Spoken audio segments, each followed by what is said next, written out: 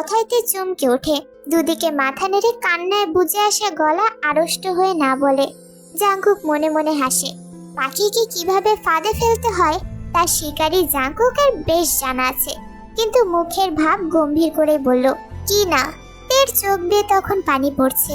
কিছুক্ষণ দুজনের কেউই কোনো কথা বলল না। খানিক পরে জাঙ্কুক তের ফুপানোর শব্দ শুনতে পায়। তের হাত ধরে বিছানায় বসায়, নরম মোলায়েম হাতটা বলিষ্ঠ হাতের মুঠোয় নিয়ে রাখে। কি হলো, কাঁদছো কেন? তে জাঙ্কুকের চোখের দিকে তাকায়। সে কিছু বলতে চাইছে, কিন্তু কান্নার কারণে বলতে পারছে না। তারপরে বলল, আমি কখনো বলেছি যে আপনাকে ছেড়ে যাব? আপনি কিভাবে বললেন আমাকে দূরে সরিয়ে দেবেন? আমি তো আপনাকে ছাড়বো না, একটুও ছাড়বো না। জাঙ্কুকের বুকে সুখ সুখ বাতাস বয়ে যায়। তের দিকে মাথা কাত করে তাকায়। একটুও ছাড়বে না? না। কি কারণে? ধরে রাখবো। কিভাবে? তে তার ছোট্ট পাখির মতো হাত দিয়ে জাঙ্কুকের বলিষ্ঠ হাত আঁকড়ে ধরতে চায়। কিছুটা সফলও হয়। জাঙ্কুক মুচকি হাসে। তের চোখে চোখ রেখে বলল, তোমার আমাকে ধরে রাখতে হবে না, শুধু আমাকে ভালোবাসো, আমার সর্ব সুখের কারণ হয়েও, তাহলেই হবে। আমি সারা জীবন তোমার পাশেই থাকবো। তে মুগ্ধ হয়। জাঙ্কুক এত সুন্দর করে কথা বলে যে মুগ্ধ না হয়ে উপায় নেই। তার ইচ্ছে করে জাঙ্কুকের বুকে লুটিয়ে পড়তে, কিন্তু এটা খুবই লজ্জাজনক, যাতে কখনোই পারবে না। জাঙ্কুক পাশের বেডসাইড টেবিল থেকে পানি নিয়ে তেকে পানি খেতে দেয়। তে পানি খায়, তারপর বলে, আর কখনো দূরে সরানোর কথা বলবেন না। আচ্ছা, বলবো না, কষ্ট পাই আমি, সরি বউ। তে হাওয়ায় মিঠাইয়ের মতো গলে যায়। মুখে ফুটে ওঠে লাজুক হাসি। বউ, ইস কি মিষ্টি ডাক। এই পাগলটাকে ছেড়ে যাওয়ার প্রশ্নই আসে না। খুব ভালোবাসে তো। ছোট্ট মনে মাতাল বাতাস বয়ে দেওয়ার রাজ আছে জাঙ্কুক। এই পাগলকে ছেড়ে যাওয়া কি আদৌ সম্ভব? না, কখনোই না। জাঙ্কুক তের হাত ছেড়ে বলে, আমি তো রুমেই আছি, কোনো দরকার হলে ডাকবে। আর হ্যাঁ, বেগমের থেকে যত সম্ভব দূরে থাকবে, ঠিক আছে? তে মিষ্টি করে হাসে, মাথা নেড়ে মুখে বলল, জি। তে চলে যেতে নিলে জাঙ্কুক বলল, আর মাঝে মধ্যে রুমে এসো, তোমার চাঁদ মুখটা না দেখলে ভালো লাগে না বউ। তে হেসে চলে যায়। লোকটা এত সহজে সবকিছু বলে দেয় কিভাবে? মনের ভাব ফুটিয়ে তোলার অসীম ক্ষমতা আছে জাঙ্কুকের, যা তেকে সুখ দেয়। তে আবার পিছু ফিরে তাকায়। জাঙ্কুক তখনও তাকেই দেখছে। তের তাকানোতে দুজনের চোখের মিলন হয়। তে মুচকি হেসে রুম থেকে প্রস্থান করে। মনে মনে ভাবে, এই ভয়ঙ্কর দুষ্টু পুরুষটা তার। ইয়ঞ্জুনের সুখ দেখে আড়ালে কাঁদে। সব বাবা মাই চায় সন্তান সুখে থাকুক। তের সুখ দেখে ইয়ঞ্জুনের বুকে সুখের আন্দোলন হয়। জাঙ্কুকের মতো বর আর তার বড় আপার মতো শাশুড়ি পেয়ে মেয়েটা কখনো অসুখী হবে না। মেয়েটাকে নিয়ে তার রাজ্যের চিন্তা ছিল, এখন সব চিন্তার অবসান হলো। ইয়ঞ্জুন ঠিক করলেন কালকেই গ্রামে ফিরে যাবে। তে সন্ধ্যায় চা নিয়ে রুমে যায়। জাঙ্কুক তখন মোবাইল হাতে নিয়ে ফেসবুকে স্ক্রল করছে। তেকে দেখে মোবাইল বন্ধ করে দেয়। তে বলল, আপনার চা? চায়ের কথা বলেছিলাম নাকি? না, আমার মনে হলো চা খাবেন। জাঙ্কুক হাসে, চায়ের কাপ হাতে নিয়ে চুমুক দেয়। তারপর ভ্রুকুচকে বলল, চিনি ছাড়া চা কেন? চিনি দিয়েছি তো, খেয়ে দেখো। তে একটা চুমুক দেয়, তারপর জাঙ্কুকের দিকে তাকিয়ে বলে, ঠিকই তো আছে। জাঙ্কুক তার হাত থেকে কাপটা নিয়ে তে যেখানে ঠোঁট লাগিয়ে চা খেয়েছে, জাঙ্কুক সেখানেই ঠোঁট লাগিয়ে চা খায়। তের হাত তখন আপনা আপনি তার ঠোঁটে চলে যায়। জাঙ্কুক আস্তে করে বলল, এইভাবে খাওয়া নাকি সুন্নত? বউ থাকতে সুন্নতি কাজ বাকি রাখবো কেন? তে ছুটে বেরিয়ে যায়। ইস, তার বরটা কি রোম্যান্টিক। আবল তাবল ভাবতে ভাবতে হাঁটে। হঠাৎ করে বেগম থেকে টেনে তার রুমে নিয়ে যায়। তের মুখে হাত চেপে ধরে তার সামনে দাঁড়িয়ে আছে, অন্য হাতে কেচি ধরে আছে।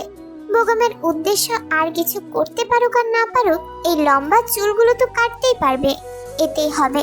বেগমের গায়ের জ্বালা কিছুটা কমবে। বেগমের হাতে কেচি দেখেই তে ছটফট করে ওঠে। বেগমের উদ্দেশ্য বুঝতে কষ্ট হয় না। এই চুল কাটা যাবে না। এই চুল যে জাঙ্কুকের খুব পছন্দের।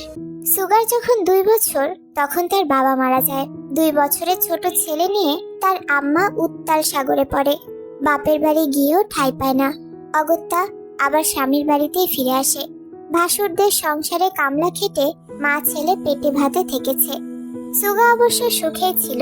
সারাদিন ছোটাছুটি করে রাতে মায়ের বুকে ঘুমাতো। এই সুখও তার কপালে বেশি দিন সইল না। প্রচন্ড জ্বরে তার মা তাকে ছেড়ে পরপারে পাড়ি জমালো। সুগা তখন ঠিক বোঝে না মা হারানোর যন্ত্রণা কি। মাত্র 5 বছরের বাচ্চা কি বা বুঝতে পারে। সুগার বড় চাচা তাকে দায়িত্বে রাখলেন, খাইয়ে পরিয়ে বড় করলেন। এমনি এমনি বড় করলেন না, তার বিনিময়ে সুগাকে বাড়ির সব কাজ করাতো। রান্নার হাঁড়ি পাতিল, সবার থালা বাসন, ঘর ঝাড়ু দেওয়া, সবার কাপড় ধোয়া, বাজার করা থেকে বাড়ির সব কাজকর্ম সুগাই করত। এক কথায় সবাই সুগাকে মানুষ মনেই করতো না। সুগা ছিল নিশ্চুপ। এই নিশ্চুপতার পিছনেও ছিল কারণ, আর তা হলো এত কাজের পরেও তারা সুগাকে পড়াচ্ছে। সুগা মেট্রিক পরীক্ষা দেওয়ার পর চাচাকে বলে ঢাকায় চলে আসে।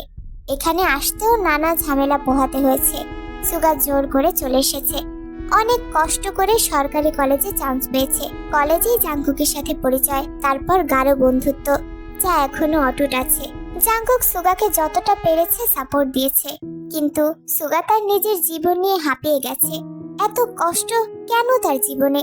সে এবার মুক্তি চায়, এই দুর্বিষহ জীবনের অবসান চায়। কিন্তু কোথায় কি সেই মুক্তি তো মেলে না। হাজার পরেও একটা চাকরির জোগাড় হচ্ছে না। চাকরিটা হয়ে গেলেই তো অনেক সমস্যার সমাধান হয়ে যাবে। চাকরির কথা মনে হলেই সুগার চোখে জিমিনের আদুরে চেহারাটা ভেসে ওঠে। সুগা বালিশের চোখ বন্ধ করেই হাসে।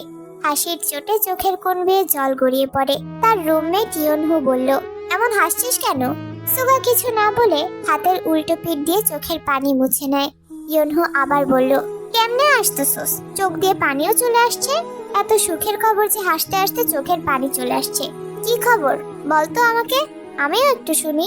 সুগা ইয়নহুর দিকে তাকিয়ে ভাবে, এটা কিসের পানি, তাকে বোঝাবে কি করে? এই পানি যে এক ব্যর্থ মানুষের, যে কিনা কিছুই পারে না। এক মায়াবী মেয়ের অন্তর জুড়িয়ে দেওয়ার ক্ষমতা যার নেই, সেই মেয়েটাকে সাড়া দেওয়ার সাহস নেই।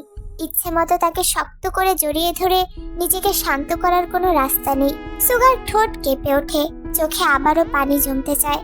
কিন্তু ইয়নহু যে এখনো তার দিকে তাকিয়ে আছে, তার সামনে এমন ছেলে মানুষই করা যাবে না। মাথা নেড়ে বলল, আরে কিচ্ছু না, বাদ দে।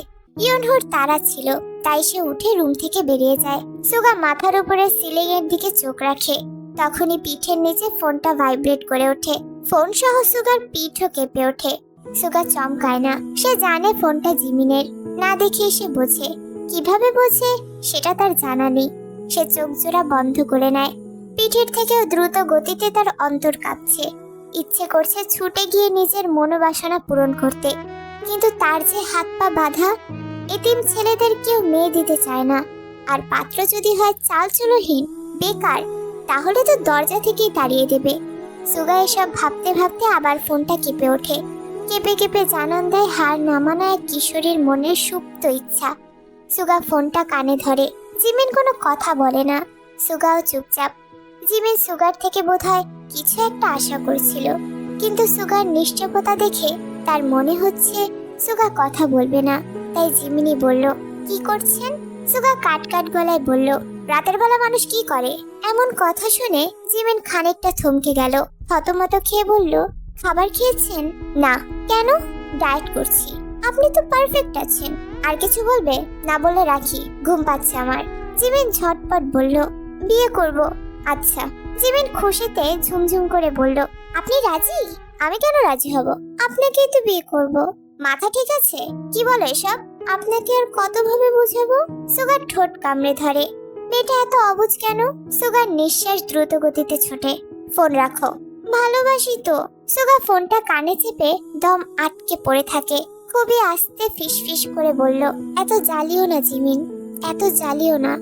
এত জ্বালা যে আমি সইতে পারি না। প্লিজ, পাগল হয়ে যাচ্ছি।